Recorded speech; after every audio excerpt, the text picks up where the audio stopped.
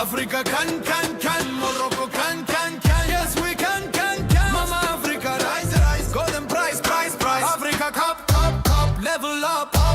25-5-5. AFCON now live. African football alive.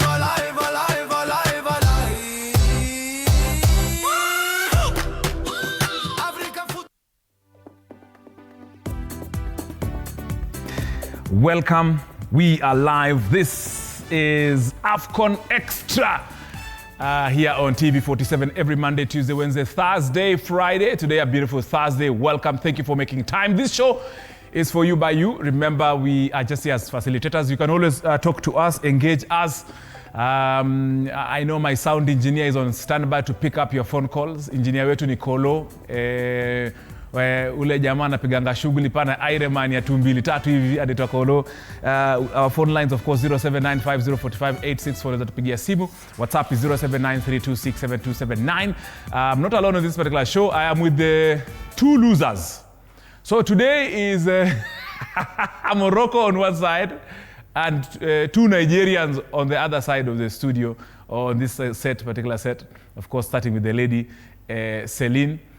Pole sana, her coach friend at Nigeria, Shele, sahi ako ameshafika anza show, acha kushinda ameshafika Abuja. Anza tu show.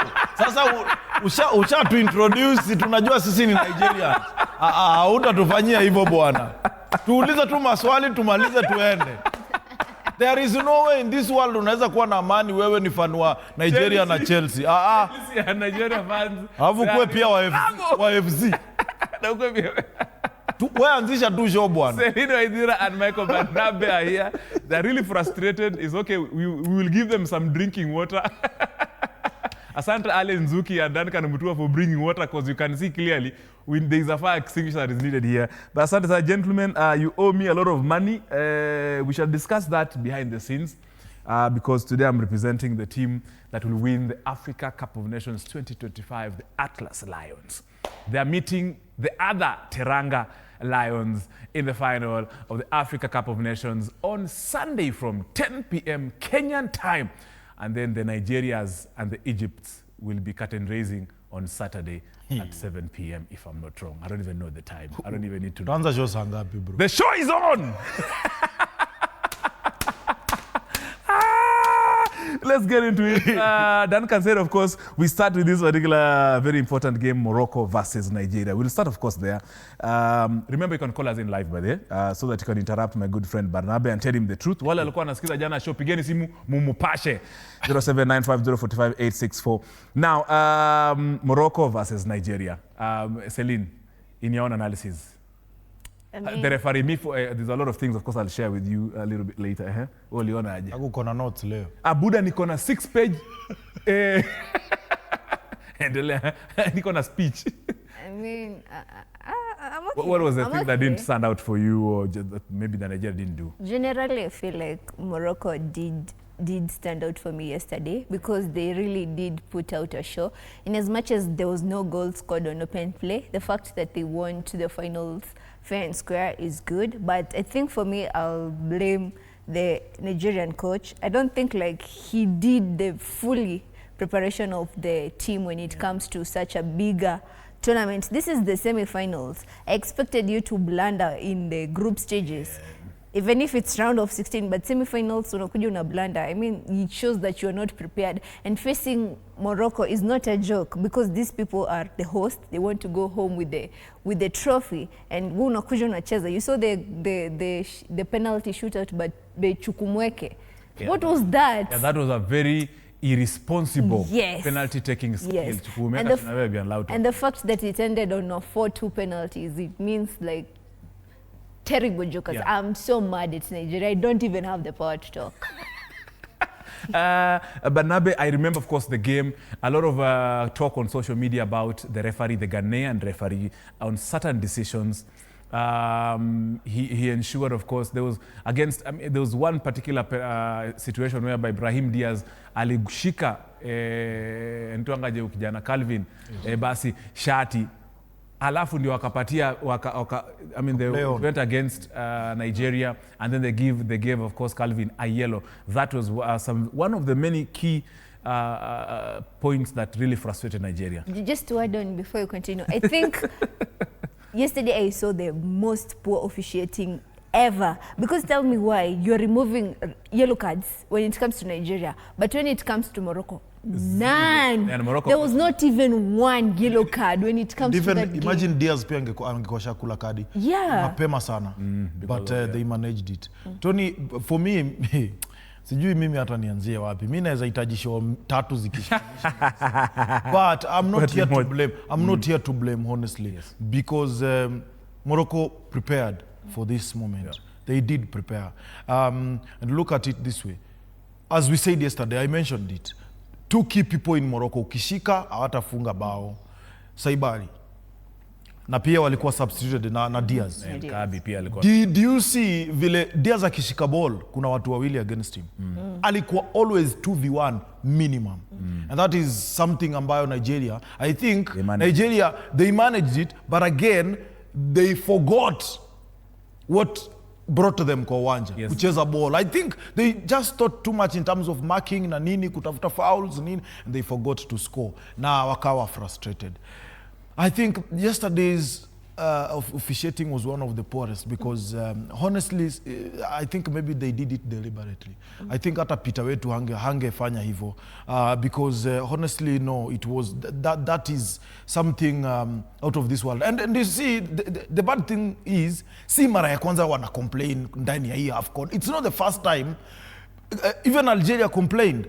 Si mara ya kwanza countries ina complain against, Morocco. Every time, najua wewe uisikii vizuri hii, najua inaingia inatoka. But angalia, Tanzania wamecomplain. Algeria pia waleta shida, though not against Morocco. Right now we're talking about Nigeria. Kwani, but that is not my issue. Because at the end of the day, hata kama hizo shida zote zilitokea, hakuna bao ilifungwa ikatolewa. Mimi hata wachezaji wangu mimi huambia hivi. Funga bao waitoe. Sawa, tutoke hapo. Tuacha tukuje kwa penalty. Ndio tunasema watu ni kama hata hawaku consider the fact that there might penalty. How on earth you see, professional players are professional players, and high class players are high class or world class for that matter. Mimi hata kama Ademola Lookman amechoka mara ngapi, hata akiwa amecheza mara ngapi, lazima apige penalty na akuwe among the top 3. Top 3 wanaanzisha I mean, even but patia basi Osimhen. Wakamtoa. I don't really okay, unaona, lakini si ilikuwa inaenda kuisha. You don't tell me ati unaleta mtu ati juu ni fresh blood ndiye apige penalty. Hizo vitu zilisha na wakati. Haya, huyo jamaa si ameletwa siniame, I think they ame replace Osimhen. Si ameipoteza. Was he tired? No. So this is not about being fresh or what. It is about skills. Yep. I'm mad. I know, umefura. Najua usiponisimamisha. Najua unaweza at the Prince Moulay Abdallah Stadium in Rabat, where the Morocco versus Nigeria semi-final was played. The attendance, of course, that particular stadium usually takes about 70,000 fans gross. And understand, of course, the capacity yesterday was 65,458 fans total at the Prince Moulay Abdallah Stadium. I can imagine the numbers this particular Saturday, this Sunday rather, when the final will be held at the same stadium. So I'm sure it will be into the rafters, 70 plus. So even though kulienda. But of course, just as we get into the Senegal versus Egypt, I know we can talk a lot about Morocco, which we can. Tuna man of the match ama tunaenda kwa hii ya Senegal Egypt. Ama kuna man of the match. Is there the man of the match for the Morocco game? Yes. I understand we have the man of the match for the Morocco versus Nigeria game. Kama iko kwa hewani ituweke Lookman tafadhali. Usilete mwingine. Hata wametunyume wapi Lookman bwana. Ademola Lookman niye muweke ama ndio tunangoja hiyo screen iwekewe hapa. Hawa watu watore bobe wako tuwekea screen jameni. So mmesema ni El Shanawi ama ni nawe? The goalkeeper for Morocco, yes, Bono. Definitely is the one that was very outstanding in this particular game. Bono, of course, for Morocco, very outstanding. At least stopishes on my penalty mbili ambazo. Of course, I can remember that one hand save ya hiyo penalty. Bono was outstanding. That's a goalkeeper, of course, one of the best goalkeepers that we have in the world, not even in Africa, in the world. I'm speaking on behalf of Morocco. Mjuange na nimevaa full. This is how this look is courtesy of His Majesty the King of Morocco.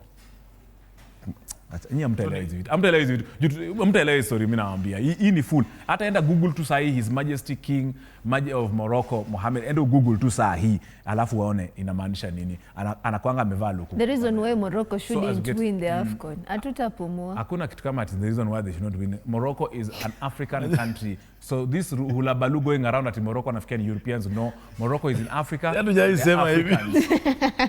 Tuache. Sisi tunataka tu watu kama wewe. Watupeleke hata sisi Morocco pia sisi tuwashabikie because sasa tutashinda hapa sisi tu ni. That's why I want to win you to go so to But of course I know the reason why I had this particular analysis about the referee yesterday.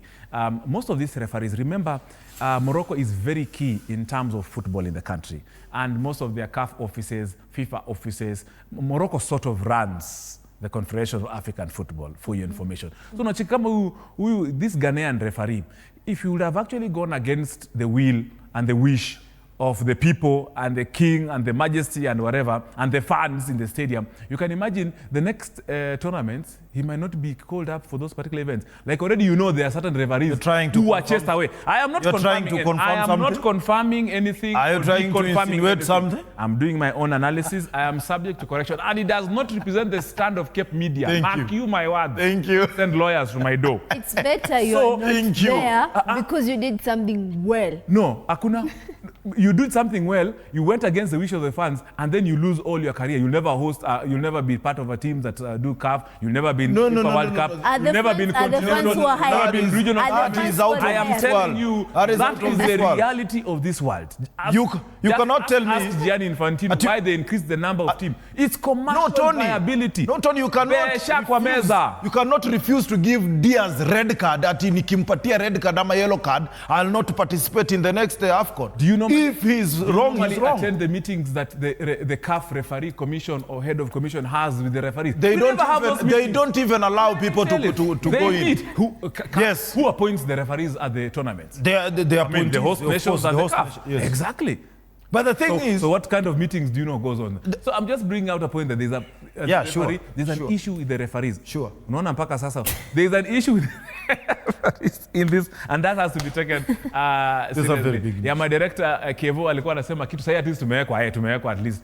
Mlikuwa mnasema ni sasa tuende kwa Senegal versus Egypt. Hii ya Morocco tunaweza ongea mpaka kesho, but congratulations to Morocco for really qualifying to the final of the Africa Cup of Nations. They'll be playing Senegal who beat Egypt in the other first semi-final played at from 7 p.m. That was 8 p.m. yesterday, Kenyan time. Celine, in your analysis, particular game, what was your take home?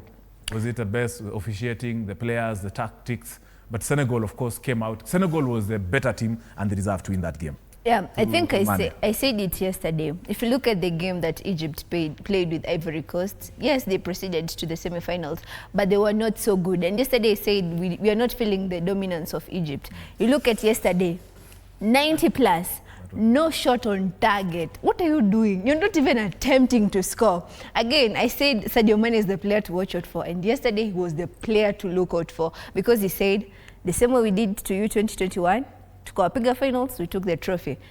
They came back, Sadio Mane scored, I think the 78th minute. I think Salah, where he is, he's feeling really bad, but it's okay. It's football. But kudos to Senegal. They really came prepared. Yes.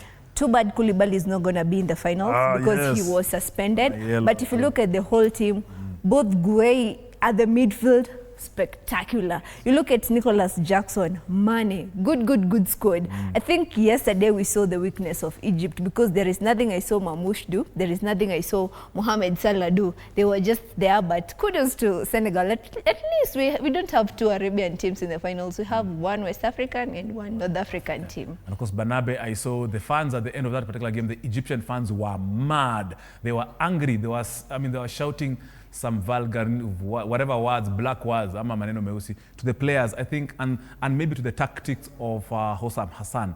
I mean, there was that bit whereby I've never seen Egypt defend for 80 minutes in a game. I have never seen that. 7-time Africa Cup of Nations champions.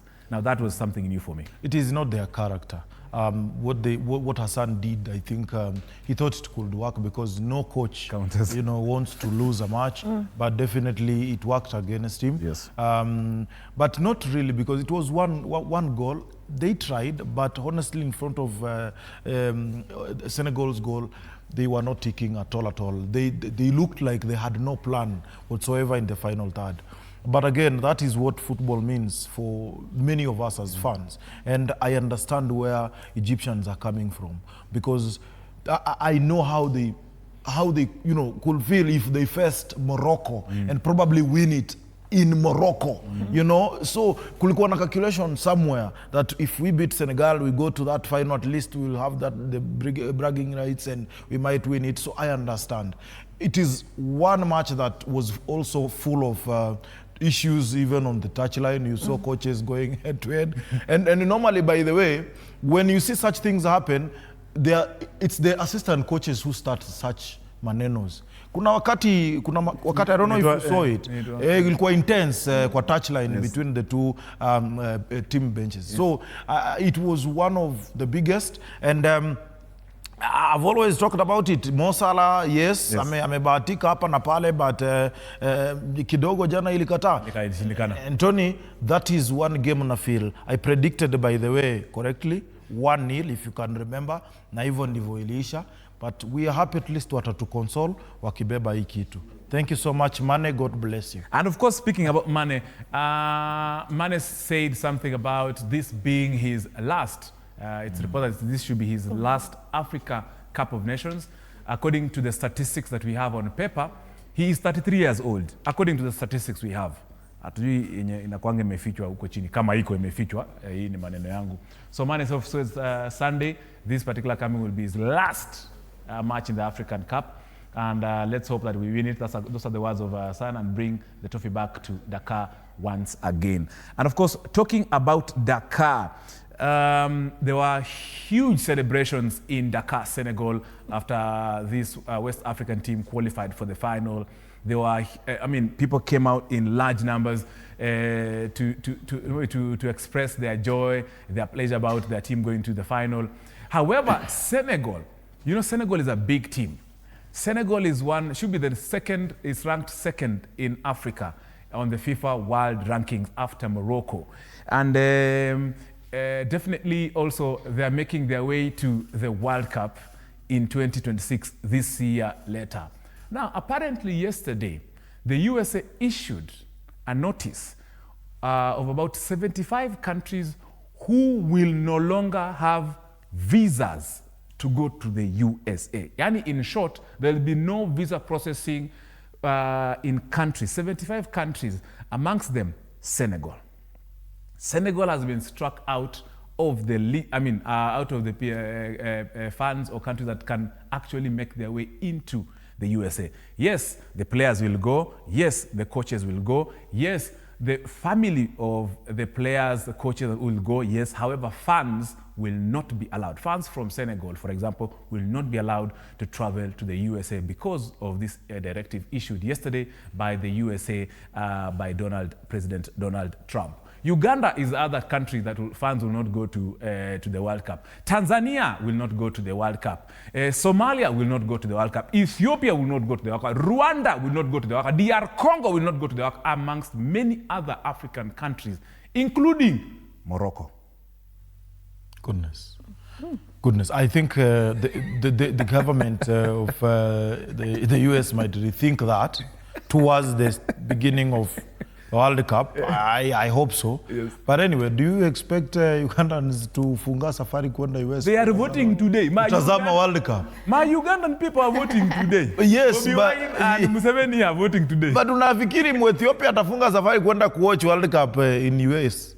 hivyo tu but aombe visa ya kwenda kuwatch World Cup. I've seen it's like people are boycotting the World Cup because apparently people are not buying tickets. Others even cancelled the tickets. Because of they actually had even to reduce the price of the ticket. Propaganda. I don't know what's happening, but it's okay. But I feel like denying Senegal the chance to go to World Cup, it's something diabolical. Because if you look at yesterday's game, those people were looking good. Others were shirtless and they were painted in yellow and green. I was like, oh my God. So, they were looking so good. So only students. Yeah. Only students, people who are official. I saw El Hadji Diouf. So if El Hadji Diouf has no relationship with any member of that team, hataenda US. Hawezi enda. Hata kanyaga. Yeah, Kama visa yake expire hataenda. it's true, but they honestly need to think about that because Tony it might affect maybe even the everything production in terms of sales za ticket nini brands wanaweza withdraw because pia watu World Cup is something else. It's the ultimate trophy in the world, so it has something ambayo lazima kila mtu angalie. So mimi na feel what maybe wanaweza change your decision, but hata sipo change, don't worry, the World Cup is being co-hosted Canada and Mexico. So kama US imekufungia, ingia tu Mexico, kuna ukuta inakuanga hapo ya Mexico, but definitely enda US, utaenda tu US ukipenda. No, definitely. Crossover. Wewe ukipoa hizo inchi tatu unaweza taka kuonea wapi World Cup? Nenda Mexico. But of course, not talking about World Cup. Just listen, Mo Salah, of course, at the AFCON. Mo Salah is very outstanding. 2017 lost in the final. We're talking about Mo Salah. 2019 round of 16 pia alikuwa na aliumia. 2021 another final slip. 2023 round of 16 again akapata shida. 2025 ndio huyo ametolewa kwa semi-finals. Mo Salah akona pressure. Hiyo ni mbio napita hapo hizo statistics tukiona kabisa. And of course Selina and Michael can weigh into it. Let's look of course AFCON top goalkeepers by clean sheets. The Africa Cup of Nations top goalkeepers by clean sheets. Essam El Hadari of Egypt 14. Boubacar Kopa 11 of Ivory Coast. Yassine Bounou of Morocco 11 clean sheets. I'm talking about the AFCON. Vincent Enyema 10 clean sheets from Nigeria. Alain Guamene Ivory Coast 10. Eduardo Mendy 10 from Senegal. So that's of course how we're looking at that. I mean the clean sheets in the Africa Cup, top goalkeepers in terms of clean sheets. Senegal, of course, are now set to face the North African side in the AFCON final once again. The third time in just 6 years that, of course, we're having this particular clash. The previous clashes were 2019 versus Nigeria, 2021 versus Egypt, 2025 versus Morocco. I'm just quickly going through some of the statistics that can assist you to know what's going to happen. In AFCON 25, now for Morocco, this marks only their third final in the competition.